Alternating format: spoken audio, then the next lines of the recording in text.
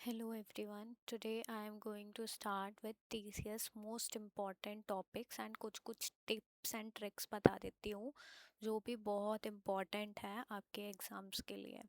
तो एक्सपीरियंस होके बता रही हूँ तो इसलिए फालतू की चीज़ें तो कुछ भी नहीं बताऊँगी, सिर्फ इम्पॉर्टेंट चीज़ें बता रही हूँ लाइक कि time and work, LCM, efficiency, ये सब आप बहुत अच्छे से कर लेना। टॉपिक वेजेस वगैरह ये सब टॉपिक्स अच्छे से कर लेना, इसमें से काफ़ी क्वेश्चंस आते हैं।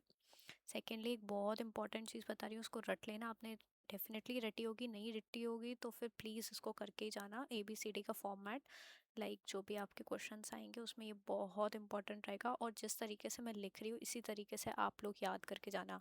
Do not learn in any other way, क्योंकि आप वहाँ जाके जब आपको अपोजिट नंबर्स मिलेंगे, अपोजिट सीक्वेंसेस बनेंगे तो आप कंफ्यूज हो जाओगे और फिर आपको कुछ याद नहीं रहेगा कि आपने क्या पढ़ा था क्या नहीं। मतलब शॉर्ट टाइम में आपको जल्दी करना है ना, so that's why it's very important कि आप इसी तरीके से याद करो।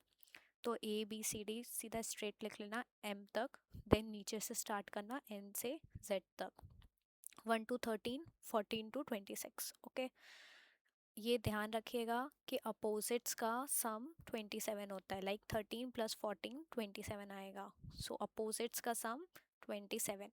You should always remember this कि अपोजिट का सम 27 आएगा, तो कहीं पे भी 27 का डिफरेंस आ रहा है बार बार तो आप ध्यान रखिएगा कि अपोजिट्स होंगे, लाइक A का Z होगा, B का Y होगा, तो ये अपोजिट्स होंगे। और कहीं पे भी दोनों का सम 27 बन रहा है, डायगनल्स का सम 27 बन रहा है, तो दिस शुड बी अपोजिट्स होंगे। वो ए जो भी सीरीज होगी आपकी AXYZ MNPQ कुछ लिखा है कुछ भी, तो you should remember this. And इसी तरीके से आप लोग इसको याद करना, बहुत बहुत बहुत इंपॉर्टेंट है। Now let's go to next. पहले पर एक सेकेंड, इसके बारे में मैं कुछ और भी इम्पोर्टेंट बता दूँ। जैसे AZ है, BY है, CX है, DW है, EV है।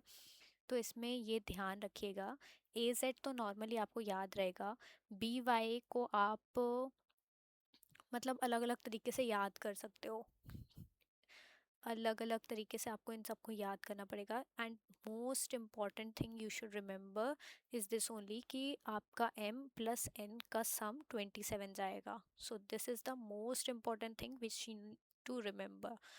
अब A + Z का ध्यान रखिएगा, AZ अपन को ध्यान रहेगा, AZ तो BY कैसे याद रखेंगे, बाय बाय।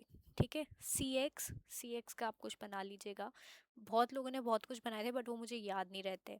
DW का मैं ड्रॉ लिखती हूँ, EV का इलेक्ट्रॉनिक व्हीकल, FU का FU याद रहता है, GT जो अपन कॉलेज में मारते थे, GT, HS high secondary, IR का इतना मुझे ऐसे याद रहता है, JQ मैं जैक एंड क्वीन करके याद रखती हूँ एक तरीके से, KP इज़ लाइक मुझे हमेशा याद रहेगा, LO लोल टाइप से, तो MN तो याद ही रहता है, MN। सो इस तरीके से मैंने याद किए थे।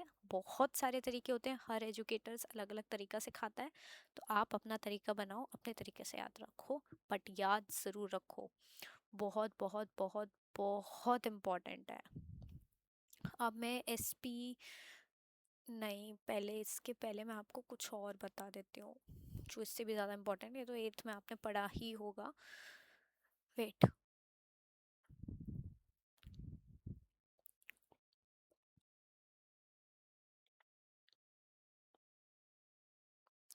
मोस्ट इम्पॉर्टेंट थिंग बता रही हूँ, ये बहुत पक्के से याद कर लेना आप क्वांट पेपर में। मीन प्रोपोर्शनल जो हमने 12th क्लास में पढ़ा हुआ होता है, अरिथमेटिक मीन ही होता है मीन प्रोपोर्शनल ऑफ AB। ठीक है, तो ये ध्यान रखिएगा, मीन प्रोपोर्शनल अरिथमेटिक मीन होता है।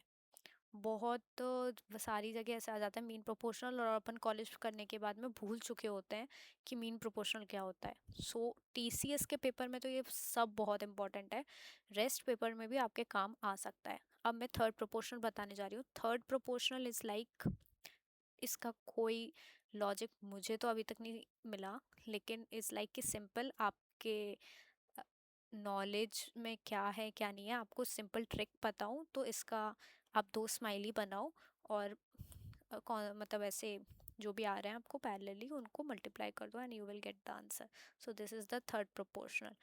एंड फोर्थ प्रोपोर्शनल भी इसी तरीके से, बस इसमें 2 नंबर लिखे रहते हैं जो आपको कॉन्जिक्यूटिव लिखना पड़ता है, और थर्ड वाले सेकंड वाले का सेम नंबर थर्ड पोजीशन पे लिखना होता है, लेकिन फोर्थ प्रोपोर्शनल में आपको थर्ड पोजीशन दी जाएगी।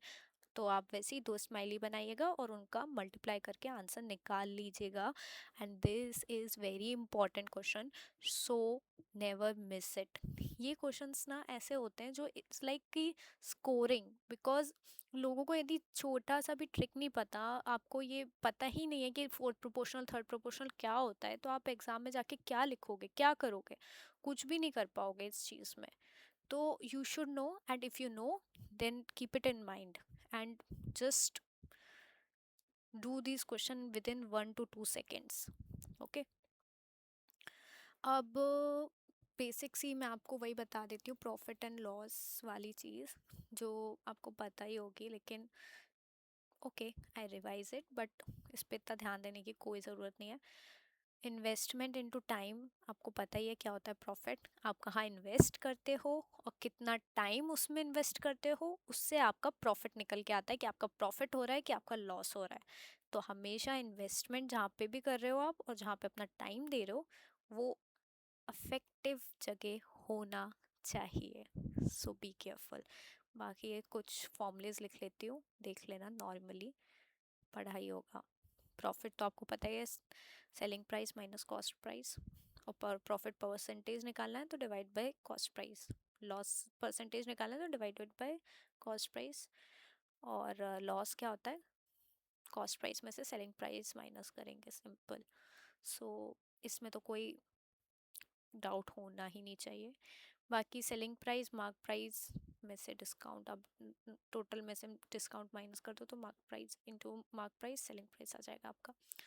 सो this is what, and rest ज़रूरी नहीं है ये सारी चीज़ें, मतलब आप just remember the top most things जो मैंने आपको बताई है।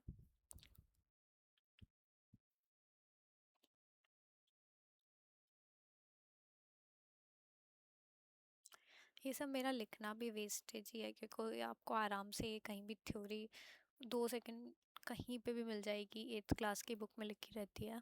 सो ये, बट मोस्ट इम्पॉर्टेंट थिंग जो मैं आपको बोलूँगी, एक तो आप थर्ड प्रोपोर्शनल फोर्थ प्रोपोर्शनल बहुत अच्छे से दिमाग में डाल लो, आएगा ही आएगा टीसीएस के पेपर में। एंड सेकेंड थिंग ABCD, ये सब। Thank you, bye bye.